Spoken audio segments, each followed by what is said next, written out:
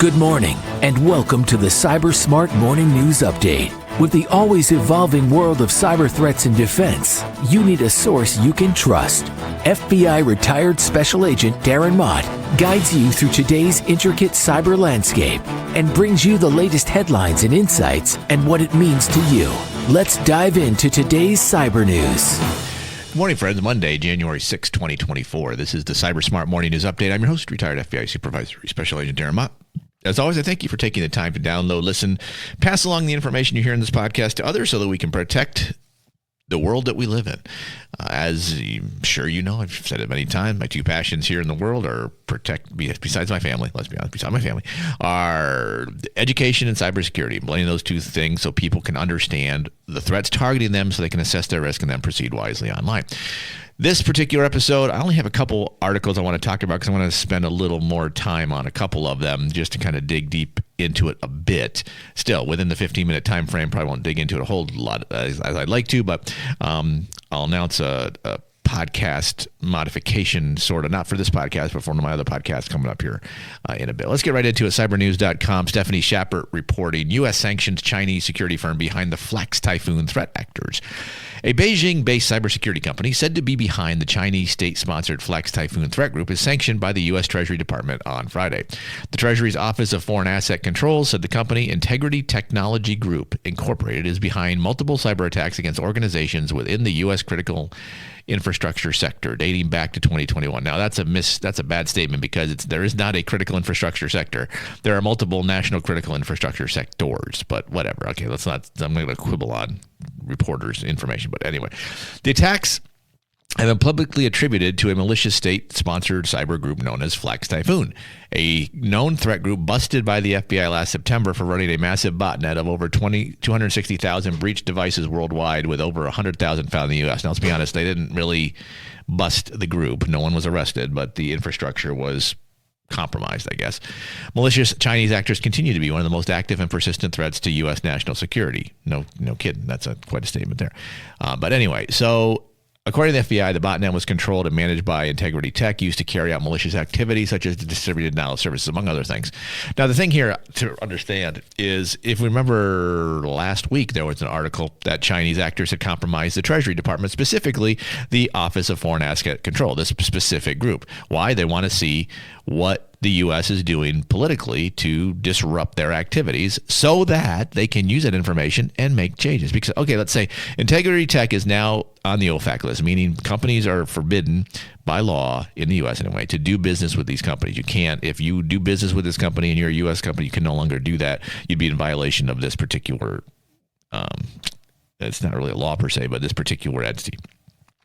The problem is going to be Integrity Tech is going to disappear and no longer exist, and will be a new company with a new name that is not on the OFAC list that will continue on with the same things. So again, something that the government should do, probably needs to do, and this is kind of the only way to fight some of these foreign cyber adversaries, but the impact is reasonably limited. If we think that because of this sanction, Flax Typhoon is suddenly going to stop doing bad things, we are mistaken. But again, something we have to do, but let's not get all excited that this solves any problem. It solves no problem.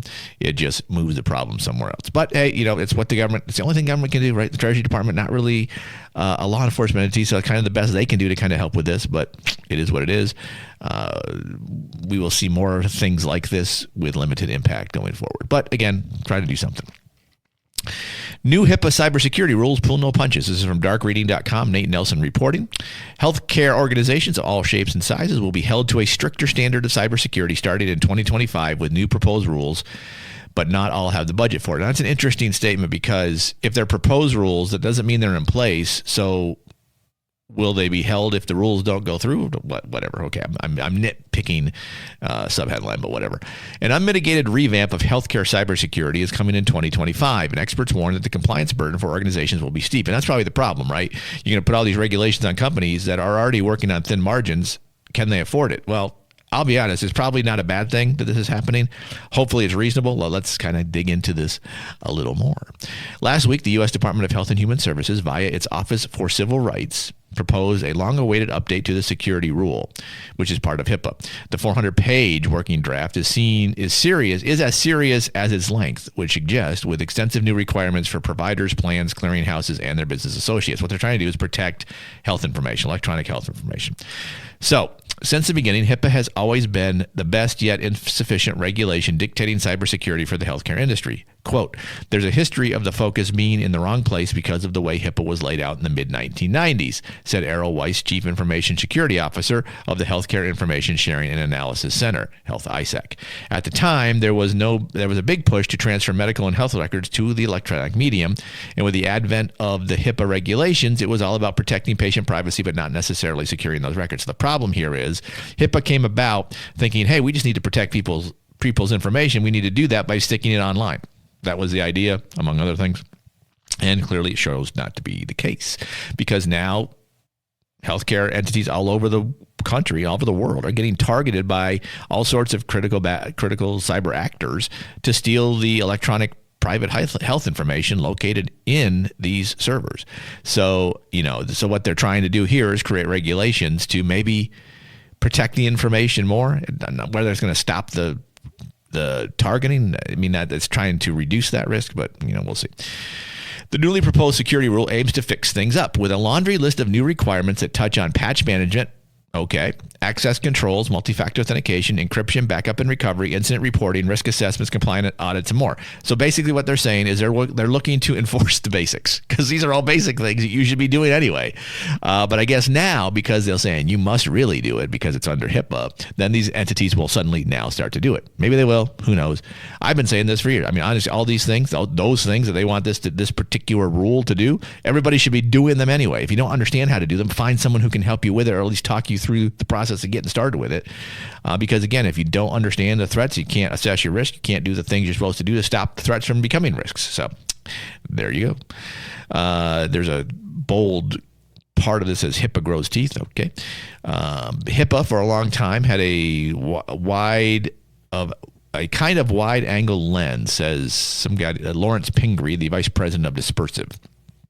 And frankly, those nebulous rules mean that you get a lot of different variant interpretation. Sure, that's probably the problem. And that's been HIPAA's greatest downfall. What else does it say? New costs for data health with HIPAA. This newer, stricter security rule would force major hospitals on the East Coast and solo practitioners in the Midwest alike to implement a lot of new cybersecurity measures, and it won't be cheap. If they'd been doing it all along, you wouldn't have this problem, but okay. According to a December 27th press briefing from Ann Neuberger, Deputy National Security Advisor for Cyber and Emergency Technology, the White House estimates the implementation costs will run around $9 billion the first year following the rule change, then another $6 billion in years 2 to 5. The Health ISAC's Weiss worries that it isn't realistic for many healthcare organizations. When you look at these organizations, many are, at best, operating on thin profit margins, as it is, as I said. Many of them are in the red, can't afford stuff like that. So here's my question, right? Okay, you're going to do this. Let's say that you go to one of these healthcare entities and you do a audit. Who's doing the audit, right? Who's auditing that they're following these rules? I don't know if that's in there. Well, let's say you do an audit and they're not following. What are you going to do? Close them down? You can close down a hospital? Say that you didn't have multi-factor authentication, so we're going to close you down? I mean, what is the penalty for not doing this? That's the question that is, I don't think, listed here. That particular problem is not. So again, this is politicians trying to do the CyBUrs by creating rules and regulations that they think will help without thinking of the downstream ramifications of it. What will we see from this? We'll see a lot of blustering. The rules will be changed, modified, altered, because there'll be enough lobbyists that complain enough to make it not happen or happen at a lesser rate. But healthcare entities will still be targeted by cyber bad guys. What do you do instead? Darren, why do you complain? Why do you come up with a solution? Well, if you've listened to me before, you know my solution is more honey, less stick. Or rather, more carrot-less stick. I guess that's the exact phrase. Sorry about that. So provide incentives to do the right thing. Don't make requirements that you can't afford to do. You have to have reasonable capabilities to do some of these things. Incentivize it to do that. I mean, Jesus. I mean, here we go. This is whatever. Okay. New administration coming in 18 days. We'll see what they do. My faith is limited. CyberInsiders.com, Naveen Good, budget boost required to tackle AI generative cyber attacks. In other words, what this particular article is focusing on is one of the big things everybody's predicting for 2025 is the increased cost of cyber threats because of generative AI. I don't necessarily disagree that that's not the case. As we move into the coming months, the threat landscape for businesses is evolving rapidly, particularly with the increasing use of AI to launch attacks.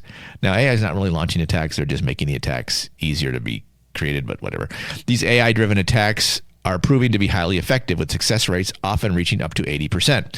This precision makes them incredibly appealing to hackers, as they can not only breach systems with greater efficiency, but also reap double the returns compared to traditional methods.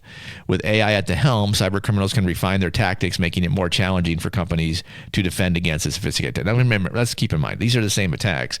They're just, bad guys are using AI to simplify their creation of the modality for which they're doing it. You know, is AI generating the attack? No, it's generating the capabilities or the ideas of what the attack should be, because a lot of this is going to be social engineering and stuff like that. But it's an interesting article. There's a lot more to this, basically meaning that if you're in business, you're going to have to strategically place more money at resources to fight off against some of this capability. And you're going to have to use AI to do the same thing. AI machine learning is a way that blue teamers can defeat the red teamers by finding what they're doing and countering it with the same kind of tools. But that's going to cost money. So I'm not digging deep into this article. I just thought it was interesting, an interesting point. But if you are in blue or purple team work, take a look at this article. It may lead you to some ideas and thoughts here and there. All right, this last article has to do from Bill Tolis, Bleeping Computer. Cryptocurrency wallet drainers stole almost $500 million, $500 million in 2024. Scammers stole $494 million worth of cryptocurrency in wallet drainer attacks last year that targeted more than 300,000 wallet addresses. This marks a 67% increase over 2023 figures, although the number of victims only rose 3.7%, indicating that victims held more significant amounts on average, which again makes the point. You got to be careful where you're storing your stuff and what you're doing, but okay. The data comes from Web3 anti-scam platformer Scam Sniffer, which has been tracking wallet drainer activity for a while now, previously reporting attack waves that impacted up to 100,000 people at once. Wallet drainers are phishing tools specifically designed to steal cryptocurrency or other digital assets from user wallets, often deployed on fake or compromised websites. And it kind of goes a little bit more into how much was taken. It's a very short article, and most of it was Ethereum. Was 85% was targeting Ethereum. So I had a question, and when I was reading this, what is a wallet drainer? This is not an area I am an expert in, mind you. I know there are people that are. I am not one. I'm trying to get one on the Cyber Guy podcast to talk at more depth.